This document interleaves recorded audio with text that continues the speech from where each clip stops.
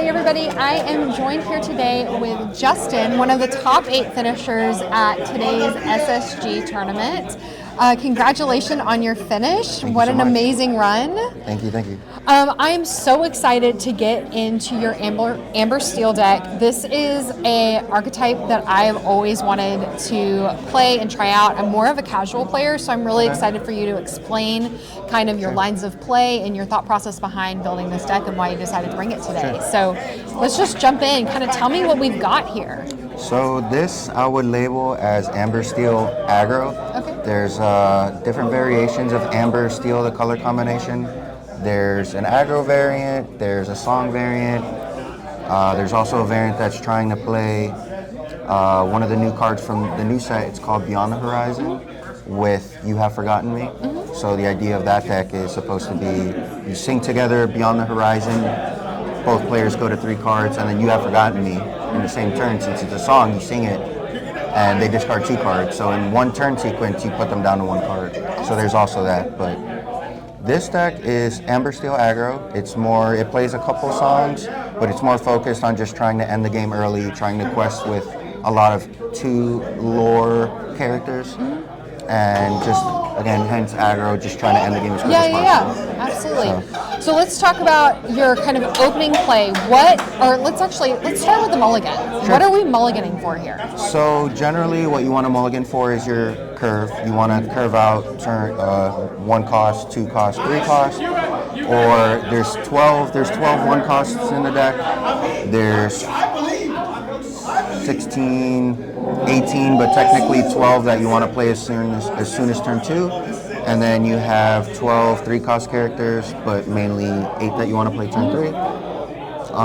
But ideally what you want to mulligan for is just a consistent curve of a cost 1 character turn 1, cost 2 character turn 2, and then turn 3. Usually your best 1-cost character is Daisy Duck. What she does is she's a 1/4 uninkable, and she quests for 2. Whenever she quests, your opponent reveals the top card of their deck. If it's a character, it goes to their hand. If not, it goes to the bottom. But what makes her so good is she's a 2 questing character with 4 tokens. Okay. So as early as turn 1, it's pretty hard to remove. Yeah. Cinderella is used to sing the songs, and your songs are just removal. The whole purpose of playing Cinderella is to be able to cheat these 3-cost songs that deal damage to opposing characters. Is generally what they're for. But the whole purpose of Cinderella is to be able to sing them, to play for 0 cost. And then Rhino is a new card from set 8. It's a 1-cost 1/2 that quests for 1. When you play the character, chosen character gets -1 power until the start of your next turn. So it helps kind of protect your characters from challenges. So those are the 1 costs. The 2 costs are Piglet, Mr. Smee, and Penny. Generally, you want to mulligan for either Mr. Smee or Piglet. Those are your better turn 2 cost characters. Penny's a 2-cost character, but generally she comes down turn 3, turn 4. Maybe turn 3 you play a 1 cost and a 2 cost if you don't have one of your 3-cost characters. But what Piglet does is when you have 2 other characters, he gains +2 lore, so he can quest for 3 in 1 turn. Mr. Smee, 2-cost 3/3, quest for 2. And Penny also quests for 2, and she is a come into play effect, which is when she comes into play, you remove up to 2 damage from one of your characters, and they gain resist +1. So it helps make sure that your characters stay in play as long as possible to be able to gain, 2 to 4 lore. And then the 3-cost characters. There's this new card from set 8 called Lady, which has probably been the best card in the deck all day today. When you play this character, she's a 3 inkable 2/2 quest for 2. When you play this character, you can play a 2-cost or less character from your hand. So you play her, and you can play a Smee or Piglet, or even a Cinderella, a Rhino, a Daisy Duck. So she's very good in the archetype of being as aggressive as possible. Lawrence, quest for 2. He's essentially a 4/4, so good stats for a 3. Yeah. And then Pete is just to stop the opponent from playing. Yeah. No, we all know him. Right. We all know him.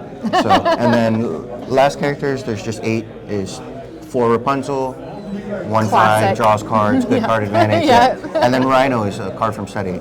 Okay. So this shifts 2 on top of the new 1-cost Rhino. Okay. And it has 2, it quests for 2, it's a 4/3. And while this character has no damage, he gains resist 2, so he's a sticky threat as well. So that's actually interesting because I just saw another Amber Steel deck that made it into top 8, and it wasn't running the Rhino or the Calhoun actually. So can you talk to me specifically about those 2 decisions? Sure. So the Calhoun is a good 2-cost character that you'd preferably like to play on turn 2 if you're playing against an opposing aggressive deck, like perhaps the Mirror. It's just good at gaining lore while challenging characters. It has resist, so it's a little harder to remove. But the difference between this deck playing Calhoun and the Rhinos and maybe the other Amber Steel Song deck is that that deck is more reliant on singing songs such as Zeus. It's a 4-cost, uninkable, deal 5 damage to a character or location, or a Whole New World. A Whole New World, draw 7. So if you were to look at a deck list, you can essentially differentiate what archetype they are based on whether they play Calhoun and Rhinos or not. So that deck would be more labeled as Amber Steel Song, and this is more Amber Steel Aggro. Okay. So. And I see over here a Rapunzel's Tower. So let's talk about that a little bit. So the 2 Rapunzel's Tower is mainly for the Amber Steel mirrors, whether it's Song or Aggro. The whole purpose of it is to really protect your characters from challenges while you have a wide board, to protect your characters from opposing Strength of a Raging Fire or Let the Storm Rage on. And it's really awkward for them to challenge into a location when you have characters, because that means your characters are probably going to stick another turn, which is the purpose of the card. Yeah. So the whole reasoning for playing 2 Rapunzel's Towers, it's been very good in the mirrors. So let's talk about kind of first 3 turns. Sure. What is it's your perfect day, the sun is shining outside, you have the perfect hand. What are your first 3 turns from this deck? So I want to say it doesn't get better if you can go Daisy turn 1, Daisy turn 2, Daisy, like Daisy. Okay. That's possible. It's not really idealistic for it to happen, but it is possible. When that happens, it's your day. But if we were to stick to turn 1, 1 cost, turn 2, 2 cost, turn 3, 3 cost, it would probably be Daisy Duck turn 1, turn 2 Piglet, because the following turn you're going to have 3 characters to quest for 3. And then Lady either playing a Penny, Smee, or another copy of Piglet. Okay. And just anywhere after that is just... It's kind of like gravy. It can gravy be a mixture after of, that. right. But if you're carving out Daisy into Piglet, into Lady, it's your day. It's a good day. It's a good day. The sun's out and it's like 75 degrees. It's perfect. What are your kind of ideal matchups against this deck, and what matchups might people find a little challenging? So I think this deck is very play draw dependent. It can be said for the majority of the card game Lorcana, but it's just such an advantage to be on the play when you're an aggressive deck, just because it allows you to freely quest with characters more and not really worry about the card advantage of you losing your characters in challenges. Whereas on the draw, you have to be a little more safe on when you're questing with a character, when you're not. But I would say for the most part, this deck has generically at least decent matchups across the board. There's nothing that really, I would say, just outright beats it, which is why I think it's a great choice right now. Both Amber Steel Song and Amber Steel Aggro. But I mean, there's not really a color combination that you set across and you're like, I don't think I can win this. It's usually, if you're on the play, it's great. Things are going great. If you're on the draw, it's still capable. It's more of an uphill battle, but I think the deck is in a really good spot right now. Are you looking to tech in any more Reign of Jafar cards after you've kind of played out this weekend? Possibly the legendary Goofy was something I was looking into. It's something that you can also play in the mirror. Maybe you challenge with your characters to remove theirs or to just poke in, and then you play the legendary Goofy, and what it says is during your end step, you get to remove 1 damage from any amount of characters you control, and for each damage you remove, you can untap each one. So that's perhaps something I'd like to mess with, but not guaranteed that it would go in.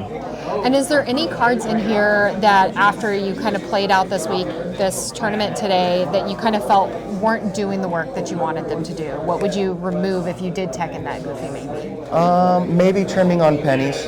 Okay. Penny has been great. Penny is usually best played off of Lady, but outside of playing it off of Lady, Penny is usually, there's times where she's okay, there's times where I think there's a lot of other cards that can do better. Something that I do think moving forward I would add to the deck is more removal for Diablo. Those were my 2 losses today. Okay. In Swiss and in top 8, I lost to a Diablo-based deck. One was Emerald Steel, the other was Emerald Amethyst. Oh, okay. But just usually having a lack of, I mean, there's 8 ways of removing Diablo, but sometimes it's not enough when they have Ursula to take it. Right. So that's probably something that would be changing moving forward. Okay, awesome. Well, thank you so much for taking the time, Justin, to explain this to us.